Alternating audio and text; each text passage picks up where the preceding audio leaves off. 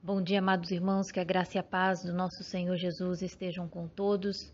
Hoje a nossa leitura e meditação é do livro do profeta Jeremias, capítulos 3 e 4. O capítulo 3 descreve a misericórdia e a clemência de Deus ao seu povo, apesar de sua infidelidade.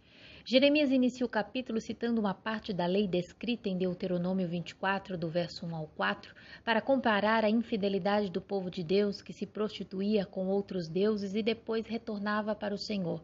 Segundo a lei, uma mulher que se divorciasse, casasse novamente e por algum motivo se separasse desse seu segundo marido, não poderia de forma alguma retornar ao primeiro marido, pois seria uma abominação, depois de ter se contaminado com outro, retornar ao primeiro. Contudo, Israel se prostituía com seus amantes e depois buscava ao Senhor. Israel ansiava em correr após os seus ídolos, como o pirata beduíno ansiava em assaltar as caravanas que passavam, de acordo com o verso 2. O povo pecava ao Senhor com suas abominações e depois recorria a ele, suplicando misericórdia. No entanto, o Senhor chama a atenção de Judá para o que fez Israel e o que lhe aconteceu. Todavia Judá não deu ouvido e, semelhante a Israel, cometeu toda sorte de abominações, provocando a ira do Senhor. Versos 6 e 8. Disse mais o Senhor nos dias do rei Josias: Viste o que fez a pérfida Israel? Foi a todo monte alto e debaixo de toda árvore frondosa e se deu ali a toda prostituição. E depois de ela ter feito tudo isso, eu pensei que ela voltaria para mim, mas não voltou. A sua pérfida irmã Judá viu isto. A palavra pérfida significa falsa, traidora. Que triste, Judá não aprendeu com os erros de sua irmã Israel. Como é bom quando aprendemos com os erros alheios, isso demonstra sabedoria. Existe um provérbio chinês que diz: os sábios aprendem com os erros dos outros, os tolos com os próprios erros, e os idiotas não aprendem nunca. Isso é uma verdade. O apóstolo Paulo, em 1 Coríntios, no capítulo 10, do verso 1 ao 13, ele relata a forma como o povo de Israel caiu pela sua desobediência. E ele diz no verso 1 que tudo isso aconteceu a fim de nos servir de exemplo, para nós não querermos coisas más como eles quiseram. Mas ainda assim, diante da infidelidade de Israel, o Senhor ordena que o profeta vá apregoar a sua palavra, a fim de que se arrependam e se voltem para o Senhor. Versos 12 e 13. Vai, pois, e apregou estas palavras para o lado do norte e dize: Volta, ó pérfida Israel, diz o Senhor, e não farei cair a minha ira sobre ti, porque eu sou compassivo, diz o Senhor, e não manterei para sempre a minha ira.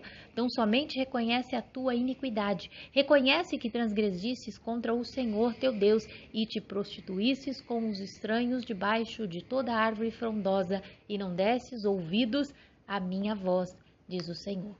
Embora o povo de Israel estivesse longe do Senhor e numa terra distante, o Senhor oferece abrigo caso se voltem para ele. Como o pai aguardava pelo retorno do filho na parábola de Jesus de Lucas 15, o Senhor ansiava pelo retorno de seu povo a ele. Deus está sempre disposto a perdoar e a aguardar o retorno de seus filhos. Se este é o teu caso, saiba que Deus te espera com os braços abertos, pois ele te ama e te ama com amor eterno. Esse Senhor compassivo promete aos remanescentes, nos versos 15 ao 16, que ao ser formada outra liderança nacional em lugar da corrupta anterior, Judá será governado por verdadeiros servos de Deus. Quando a nova aliança entrar em vigor, o povo de Deus será abençoado e prosperará. A presença de Deus em Sião será notória e, portanto, será desnecessária a arca e outros objetos de culto, porque esses são somente símbolos da realidade de Deus. Na Jerusalém celestial de Apocalipse 22, versículo 5, nem o sol será necessário. Até esta época, ainda precisamos de alguns lembretes materiais da atuação de Deus para auxiliar a nossa pequena fé. Todavia, Jeremias vê para além do exílio um tempo em que não haverá mais idolatria na Palestina e em que Jerusalém será chamada de o trono do Senhor. Isto é inquestionavelmente uma esperança messiânica. Deus será entronizado no meio do seu povo, que será então um servo leal e obediente. Jerusalém será uma luz para os gentios, como se esperava dos israelitas depois da aliança do Sinai. Quando Cristo veio, o reino foi mesmo estabelecido em Sião, só que não fisicamente. A esperança de Israel e Judá seriam reunidos aparece também em outros textos, como Isaías 11, Ezequiel 37, mas isso tem de ser precedido por verdadeiro arrependimento. Como não há nenhuma indicação de que as 10 tribos tenham alguma vez se arrependido, essa união anunciada se refere à época da graça messiânica, quando judeus e não-judeus darão honras ao Senhor, que estará entronizado em Sião. Havia uma necessidade de arrependimento. O profeta sente que, de algum modo, o exílio do Reino do Norte Podia ser útil para a salvação de Judá, mas aponta que as esperanças de Deus para o Reino do Sul não se concretizaram por causa da apostasia e da imoralidade da nação. Isso a gente vê dos versos 19 a 25. O capítulo 4 inicia dos versos 1 ao 4 com um pedido de Deus ao seu povo que se arrependa. Caso o povo se arrependesse mesmo, Deus promete restabelecer o que a antiga aliança prometia, mas deveria ser algo genuíno e durável. Todavia, não haveria retorno à pátria se a apostasia não fosse completamente abandonada. Caso contrário, sofreriam o furor da ira do Senhor. Dos versos 5 ao 22, Jeremias trata do julgamento de Deus sobre Judá. Ele vê claramente a invasão de um exército desconhecido sobre Judá. Versos 5 e 6. Anunciai em Judá, fazei ouvir em Jerusalém e dizei, tocai a trombeta na terra, gritai em alta voz dizendo, ajuntai-vos e entremos nas cidades fortificadas. Arvorai a bandeira rumo a Sião, fugi e não vos detenhais, porque eu faço vir do norte um mal, uma grande destruição. Toda a terra fica alarmada, porque um exército desconhecido se aproxima, e as pessoas são avisadas que se retirem para a segurança das cidades fortificadas. Nosso texto retrata com cores vivas com a confusão e o perigo daquele tempo. Em vista da invasão iminente, Jeremias passou a dar grande ênfase ao arrependimento e à renovação espiritual. O leão descrito no verso 7 poderia representar a Síria ou a Babilônia, pois ambos eram ferozes destruidores de nações. Lembre-se que o inimigo espiritual do cristão é descrito de maneira semelhante em 1 Pedro, capítulo 5, versículo número 8. E somente quem persevera na fé pode lhe resistir. Sejam sóbrios e vigiem. O diabo, o inimigo de vocês, anda ao redor como leão, rugindo e procurando a quem possa devorar. O profeta alerta a nação a se humilhar e se arrepender, pois uma nação ou uma pessoa que não se arrepende não pode esperar escapar ao seu destino, ainda mais depois de rejeitar diversas vezes a graça divina. Jeremias, nos versos 13 ao 18, deixa cada vez mais claro que o instrumento implacável do Senhor está se aproximando de Judá como uma nuvem ameaçadora, com força indizível, excluindo qualquer possibilidade de sobrevivência. Diante da devastação pronunciada, Jeremias não consegue mais conter seus sentimentos e expressa sua grande tristeza antevendo a destruição. Verso 19.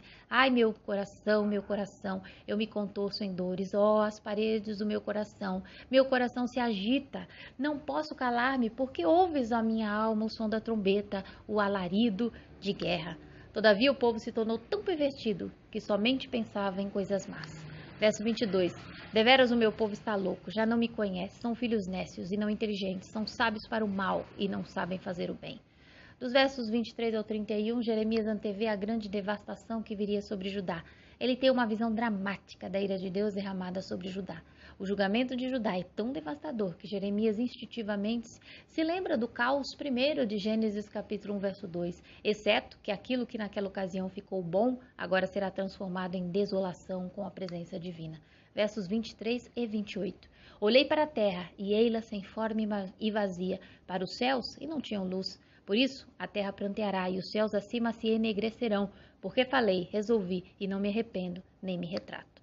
Essa descrição é uma das mais catastróficas do seu tipo em todo o Antigo Testamento. A destruição que se seguiu à apostasia arruinou a terra e o céu está escuro em sinal de luto. É interessante notar que são as mesmas figuras do dia do juízo. 2 Pedro, capítulo 3, verso 10. Virá, entretanto, como ladrão o dia do Senhor, no qual os céus passarão com um estrepitoso estrondo e os elementos se desfarão abrasados. Também a terra e as obras que nela existem serão atingidas. Mas saiba que a ira de Deus sempre está permeada de misericórdia.